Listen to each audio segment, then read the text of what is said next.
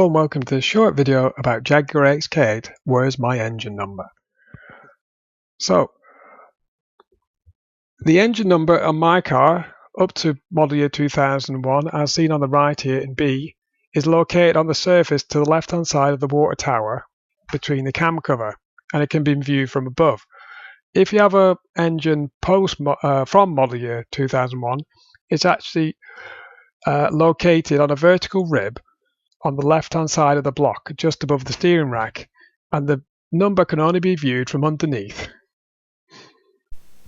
Okay, so where is the engine number? It's actually located down here. I put a light here to help trying to view it. See if we can get a good view of it. There you go. Can you see it there? It's literally down there. You should be able to see it in between the cooling tower or the coolant tower and the left-hand cam cover, and you can see my number there, 9611061933. So as I said, my number 9611061933. What does that mean? Okay, so the number isn't a sequential number. It's actually a date and a time. The first and second digits are the year of manufacture. The third and fourth digits, the month. Fifth and sixth, the date. And then you got seventh and eighth are the hour. Ninth and 10th are the minute. So the interpretation of my engine number is the engine was made in 1996 in November the 6th at 7:33 or 1933. Quite late actually. So 6th of November 1996, 7:30 p.m. That's how you interpret your engine number. First key date then for engine number is Nikasil. Nikasil liner engines stopped being produced from the 18th of August 2000 at 10:43 a.m.